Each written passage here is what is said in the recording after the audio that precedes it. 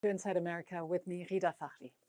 Republican Senate Minority Leader Mitch McConnell is predicting that his party will have, quote, very good results in next year's midterm elections and could possibly win both the House and the Senate. The Republican confidence about the midterms was reflected in a recent survey released earlier this month, which showed Republicans leading Democrats by 10 points, 51% to 41%, in the 2022 generic congressional ballot. That is the largest margin in the 40-year history of the survey. Other recent polls show that more Americans want to see the Republican Party take control of the House and Senate next year. This, while a majority of registered American voters, 71%, say the U.S. is off on the wrong track. Only 22% believe the country is headed in the right direction. But one central and sensitive issue that confronts and divides Republicans is Donald Trump. The former president, who has recently signaled a possible presidential run in 2024, has been holding rallies and raising large sums of money. He remains a strong voice and at the core of the grand old party's internal politics. His favorability rating among Republican voters stands at 86%. Just 10% hold an unfavorable view of the former president. A survey conducted just last month found that 47% of Republican voters would vote for Trump. No other candidate was above 13%. The same poll found that 67% of Republican registered voters want Trump to run again. So, given Trump's continuing popularity with the base of the party, what should the strategy of the wider Republican Party be? I'm joined by Michael Steele, former chairman of the Republican National Committee. Michael Steele, whether some Republicans like it or not, Trump remains the most popular figure in the party. His band of loyalists in the U.S. Congress know it. Their growing influence reflects the nature, the face of today's Republican Party, doesn't it? Does that worry you as a former party chairman? Yeah, it does, because these people, whether they are in leadership or rank and file members or, occasional participants, are following a man who is neither Republican nor conservative, have banked on his popularity to, as elected officials, sustain them and give them access to voters and dollars. And no party should build itself in that manner, and nor can it sustain itself in that manner. At some point, you have to govern. And when you look at the 4 years of governing under Trump, the only thing people, beat their breasts about are tax cuts. But there's more than that. There's a lot more beyond the economy. There's healthcare, there's infrastructure, which we realized was infrastructure week for 4 years until Joe Biden got us infrastructure. And I think that's the stark contrast that a lot of Republicans find themselves now. You can play the game of politics, but what are you saying to the people about governing? And I think that's a real challenge for the party. And Republicans in Congress, not just his staunch allies, don't seem focused on enacting legislation these days. His allies in Congress no longer represent the fringe of the party. They now have the star power, the social media following to boot. Their influence and the fear of crossing them seems to be all too real. Yeah, are they the future of the party? Yeah, is there any doubt that they are the future? Yeah, I think that's a good point, Gita, because it really does draw up the contrast for Republicans when you look at the efforts, whether you agree or disagree with the agenda that Democrats have put on the table. And in large measure, I'm kind of mixed on it. There's some stuff that's necessary and important, like, hard infrastructure. There are other things that I think aren't a priority for the American people that have very large price tags to them. So we can have that debate. But the Republican Party has now positioned itself as the party of no to everything.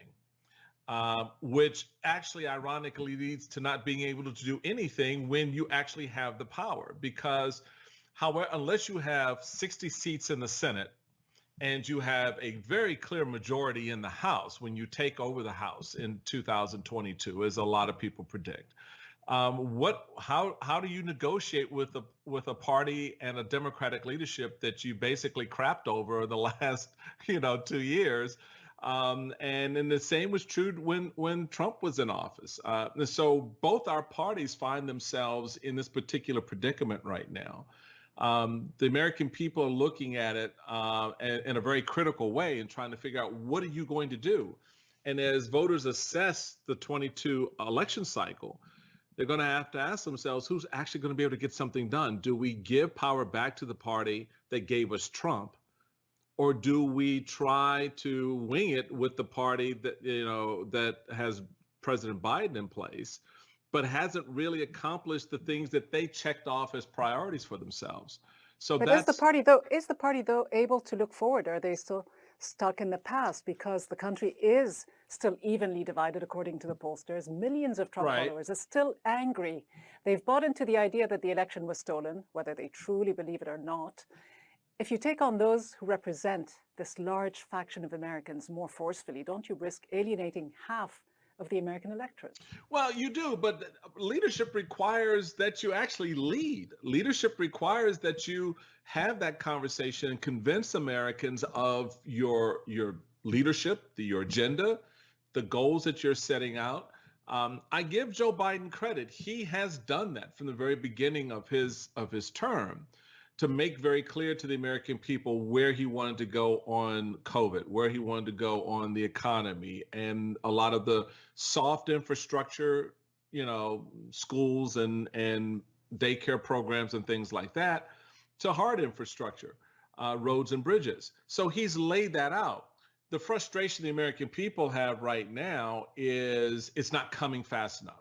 We're still reeling from the impact of COVID in many quarters of the country.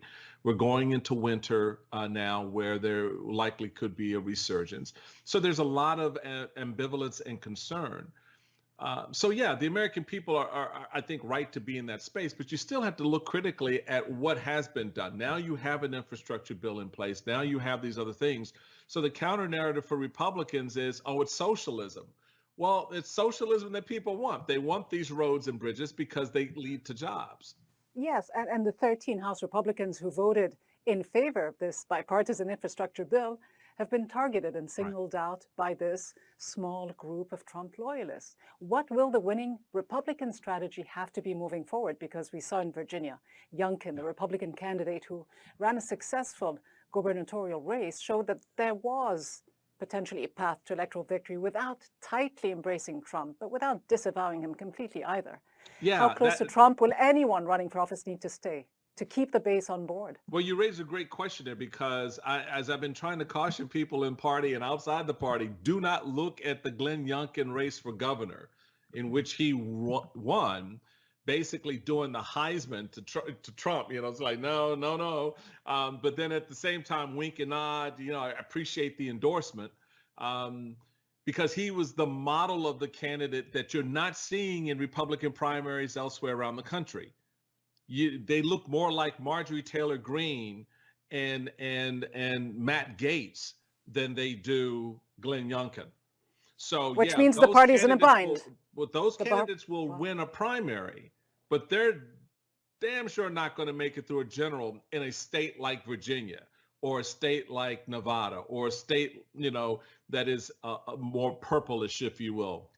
So that's the problem for Republicans looking ahead is, okay, you want to tout Glenn Youngkin as the roadmap, but those aren't the people driving the cars in those races. They're not Glenn Youngkins, and that's going to be a challenge.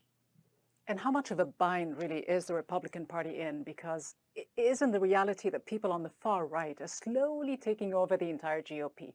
Just look at the acquiescence. It's not slow. The acquiescence, well, perhaps not so slow, by the House and Senate Republican leadership, the virtual silence by the overwhelming majority when Representative Gosar posted that cartoon video depicting violence towards a colleague in Congress, and the president himself. Just 2 House members voted to censure him, 2 out of what, 213? Right. So, again, that goes to the problem with candidates. You have the Gosars and the Marjorie Taylor Greenes and the Matt Gaetz and others. These ill-informed, racists in some cases, certainly ignorant individuals who are sitting and serving in the United States Congress, driving the caucus.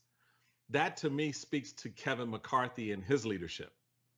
And the fact that he doesn't want to wind up like Paul Ryan, the former Speaker of the House, or John Boehner, the former Speaker of the House, who were run out of the House leadership because they dared to push back against the crazy and the stupid and the racist. The leadership is mollifying this faction. There's a collective refusal to draw a hard line against what constitutes, quite clearly, hate speech, incitement to violence, and the like. Doesn't it speak to the degree of extremism in the GOP today? Yes, it's, again, the leadership. We didn't have all this crazy when I was RNC chairman, and there was the emergence of the Tea Party. We didn't have GOSARs running around putting out photos of people, of members killing other members. The biggest thing I had to worry about was a candidate declaring she was not a witch. We are a far cry from that. And a lot of it has to focus on what you allow and what you tolerate as leaders of a party. And when the leadership allows and tolerates that, this is the problem I have with the Mitch McConnells of the party. They know what it was like before. They know what it's like now. So how do you allow it to occur? Just because you think you want to pick up more seats? Well, look who you're going to be bringing to the United States Senate. Look who you're bringing to the House. That's what you want? So if you don't clean it out, and if you don't stop it, yes, it gets worse and it becomes a greater pox on the entire party. But that doesn't mean that those of us who are left have to A, like it, B, aren't going to try our best to do something about it, and C, make it very clear that this is not what republicanism is. That's the ensuing battle going into 2022, 2024 and beyond. Whether Trump is on the stage or not, the infection is in. Now the question is, how do you kill the infection? How do you root it out? And that's, I think, what you're going to see a lot more of. Michael Steele, always great to talk to you. Thank you so much. Absolutely. Now, while Republicans are expected to do well in the upcoming midterms, there is a split within the GOP over the strategy the party should adopt. In recent weeks, Republicans who crossed party lines to vote in favor of President Biden's massive infrastructure bill have faced threats of retaliation from their colleagues. Representative Matt Gaetz of Florida argued that voting against the infrastructure bill was as important a conservative litmus test as voting against impeaching Trump. He urged party leaders to strip 13 fellow Republican representatives of their congressional committee seats because they had voted alongside Democrats. Another Trump loyalist, Congresswoman Marjorie Taylor Greene of Georgia, branded the 13 as, quote, traitor Republicans and posted their office phone numbers on social media.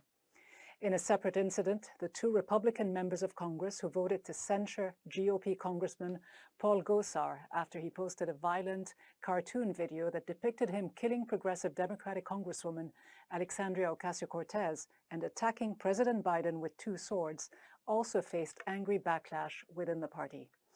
Congresswoman Liz Cheney of Wyoming, daughter of former Vice President Dick Cheney, will no longer be recognized as a Republican by her state's GOP Central Committee, and Representative Adam Kinzinger of Illinois has announced that he would not seek re-election.